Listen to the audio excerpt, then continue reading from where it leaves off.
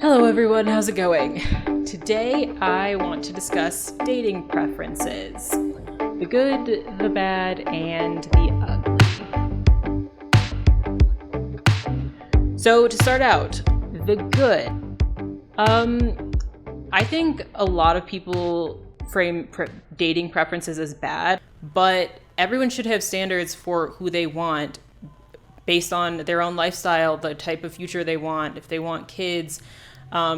Just all of that it'll make it easier to, first of all, find that person, and then second of all, just not wasting time on people that you aren't going to be compatible with, specifically when it comes to women, and more specifically when it comes to Black women.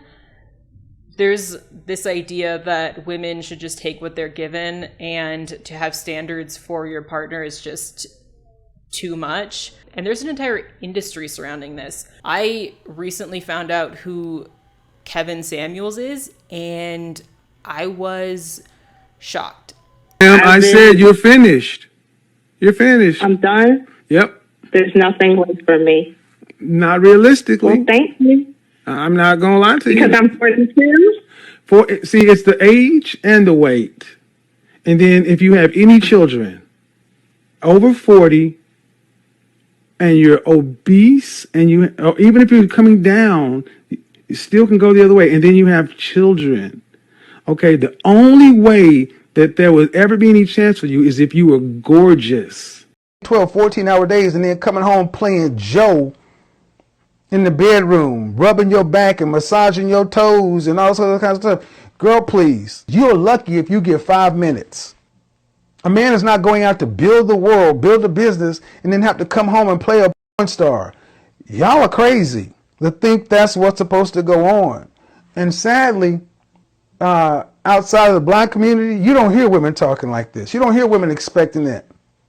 I didn't know that these people were out here giving advice to Black women about their dating lives, but it's not even advice. It's mostly just shaming them into lowering their standards because of whatever reasons he gives, that you're too poor, you have too many children, you're too fat, like all these things. I honestly couldn't get through an entire clip of watching him critique these women. Also, people are paying this man to give him advice.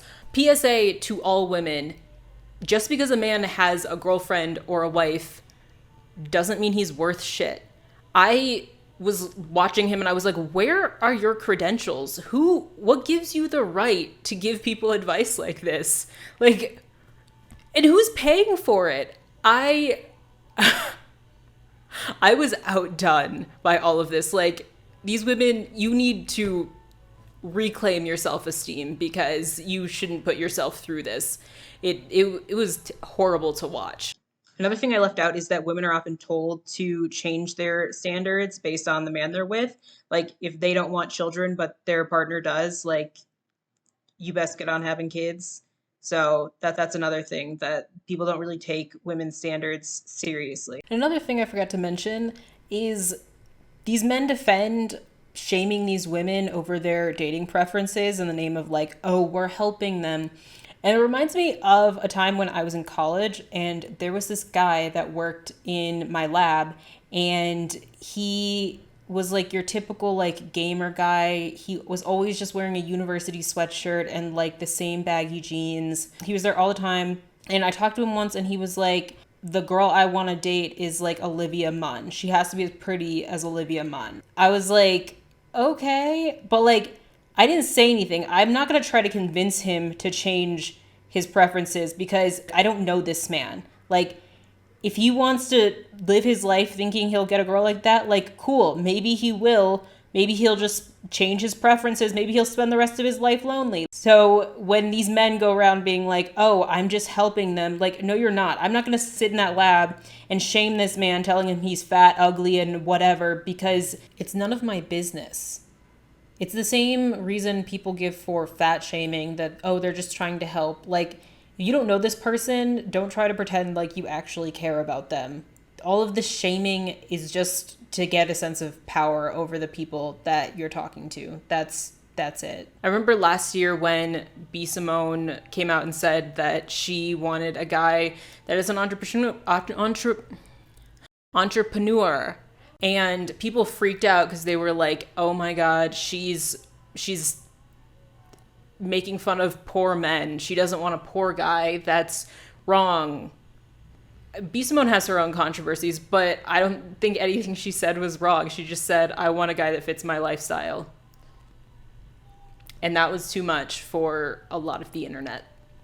Also, wanting to date someone that is of the same race and that shares your own culture, I understand that. If you want someone that shares the same religion as you, or shares the same culture, or shares the same nationality, like all of that, I understand, because I understand wanting to be with someone that understands like your family and your upbringing and all that stuff. I think that is completely fine when it comes to dating preferences. And there's absolutely nothing wrong with that. Onto the bad. This isn't me trying to convince people to give up their toxic dating preferences. If you don't want me, I don't want you. And that's just that. And I feel like most people have that idea when it comes to dating. So starting out with category 1 is the fetishization of Asian women.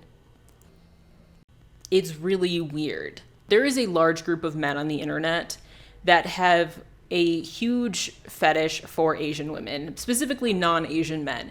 They're a lot of times way too into anime, and they spend their lives talking about how much they want their own life-sized human in the flesh anime girl.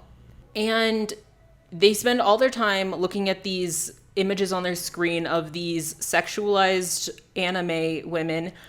A lot of times they look like children, which is a completely different thing. And then they try to go out and hunt for this ideal anime character in real life. It all reminds me of that early 2000s movie with Tyra Banks, where she's like a doll that comes to life, but she has no idea how to act because she's never been human. Wow, what are all these buttons for? Don't touch them! Stop! And coincidentally, she also acts like a child. But in an attempt to find this real life anime girl, they search and scour the world and the internet for an Asian woman. Not a Japanese woman, which is what anime is, which is weird in and of itself. No, any Asian woman will do. Anyone with vaguely East Asian features is fine for the most part. Not to mention that, like, 40% of the world's population is considered Asian? But no, that that doesn't matter. But this love for Asian women isn't just for guys that are way too into anime. It's a lot of men see Asian women as like these shy, docile, submissive people, and they want that in a partner. And so they go after these Asian women thinking that, and it's just a bad label to put, it's a bad stereotype to put on anybody. Just don't stereotype an entire group of billions of people. The next one is no blacks, no rice, no spice. I did not enjoy saying that at all. So it is not uncommon on dating profiles for people to say no blacks, no Asians, no rice. Oh God, I'm not gonna say that. I'm done saying it. It's not uncommon for these phrases to be found on dating profiles, particularly gay men's dating profiles.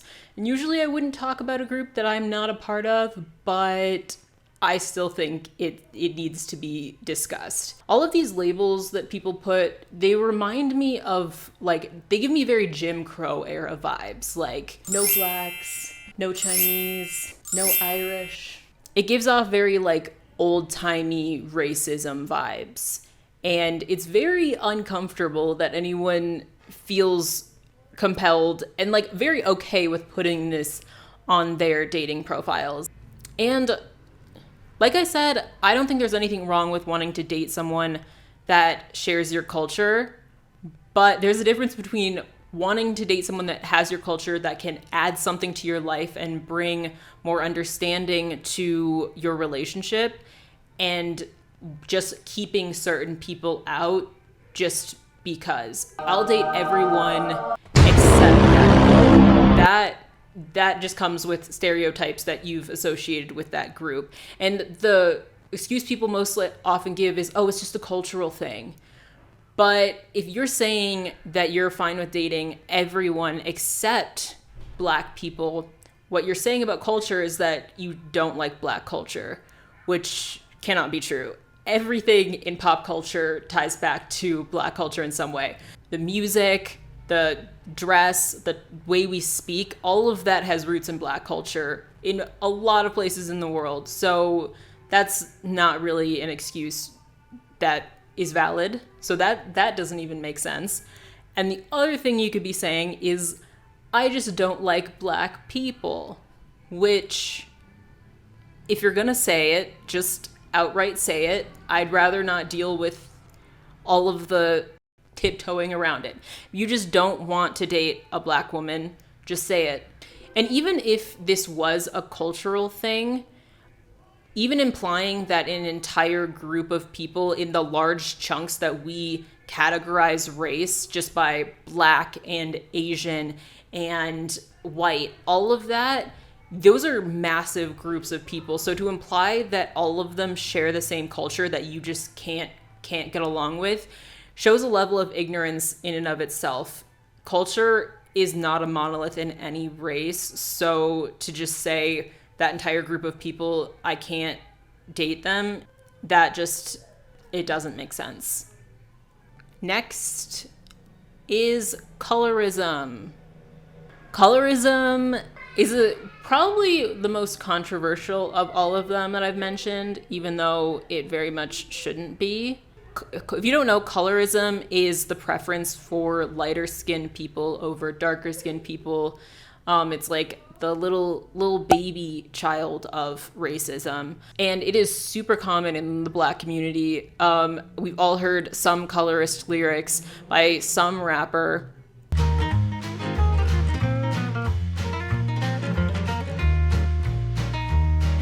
Yeah.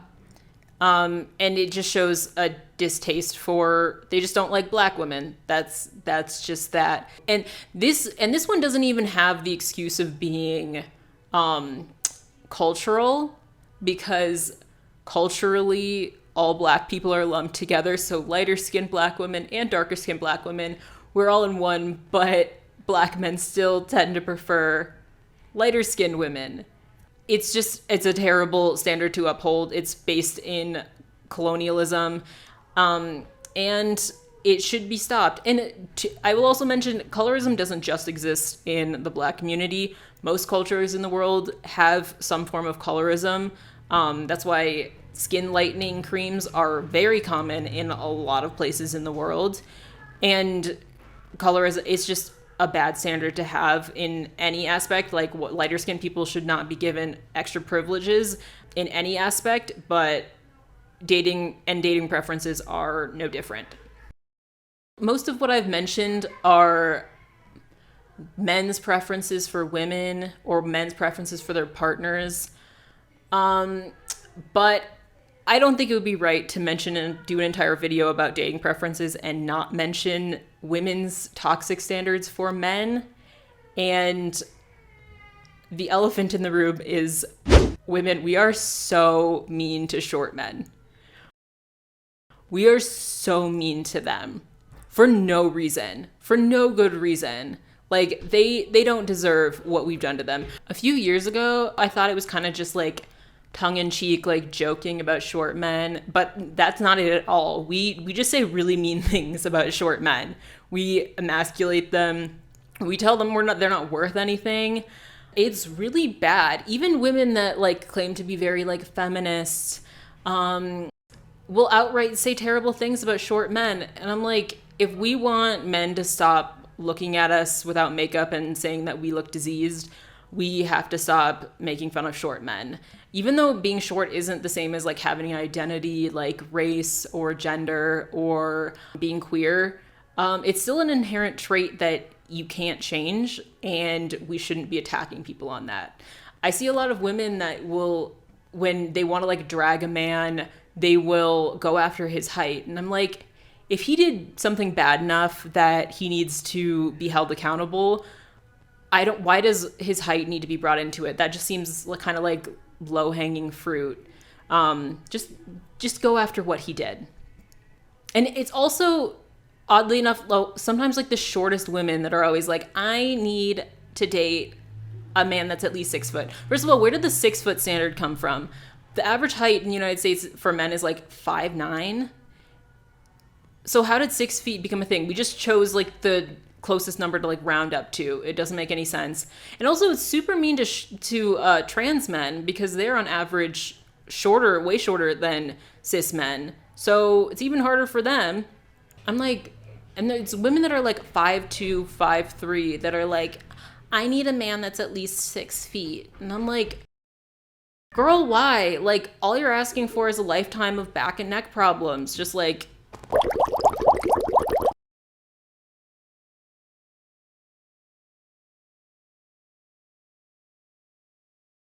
staring up at him all the time. Just get a guy that's like 5'5", 5'6". Live your best life. Save yourself some money on future chiropractors. But yeah, in general, ladies, we need to be less mean to short men. Now on to the ugly. Specifically, we'll talk about the groups that people most often think are ugly, and that is usually Asian men and black women. More specifically, usually dark-skinned black women. These are the races that are least desired. These are the groups least desired when it comes to definitely heterosexual relationships, and I've seen also often with in terms of gay men as well. And these groups are discriminated against a lot. I think part of it is society deems these two groups as the least attractive. They're like the least likely groups to be cast as like romantic leads, and if they are, they're usually mixed race. And part of it is that from that framing, black women are seen as very masculine. They're going to they're too sassy. They're going to emasculate the man they're with. See, you never want to see me and Gina together anyway. Am I right? I mean, who are we kidding? Shut it up! You are such a big baby. Would you get off the breast already? Your bottles are in the fridge. Gina, let's go! That white woman's probably the only one who'll tolerate your smug ass. Yeah, I was your white woman for 11 years. Couldn't have started that damn company without me. Hell, I worked my ass off. All those tropes. And then Asian men are often seen as these very feminine. They're too effeminate. Oh, Bella, don't you see? Edward's only pushing you away because he loves you.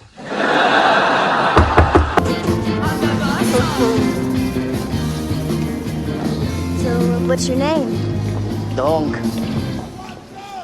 What's your first name? Long. They're too feminine. We need a man that's gonna run around the house punching holes in the wall when he's angry. And an Asian man won't do that? Okay. Overall, yeah, I just think it's ugly the way that these tropes have... I just got scared by my own hair. I'm not used to wearing my hair down, and I thought something was attached to me. And overall, it's just ugly. It's ugly that these tropes have so warped our opinions of these groups of people and into how our dating preferences and just how they're treated in general. Yeah, it's all just ugly. I think we just need to be more cognizant of these things. They are a form of, at its best, ignorance, and its worst, just bigotry. And we should not just accept that as okay, because I think dating preferences are one of the most socially acceptable forms of bigotry and ignorance that we have. Like, it's not okay to just say, oh, we just don't allow black people in our restaurant, but when we say we just don't want to date black people, that seems like much more tolerable, which doesn't make sense. I think people need to look into the reasons why they have these like racial dating preferences and really look into their own biases towards these people. I think dating preferences can be perfectly fine. They can be absolutely terrible. I think people just need to have more discussions about them as a whole. And there's also a lot more that I didn't touch on. I mostly covered racial dating preferences, but there's a whole lot more when it comes to classism, there's ableism, there's a lot more. There's xenophobia. There's a lot of xenophobia. Yeah, those are just my thoughts about dating preferences, and I hope you enjoyed listening, and yeah.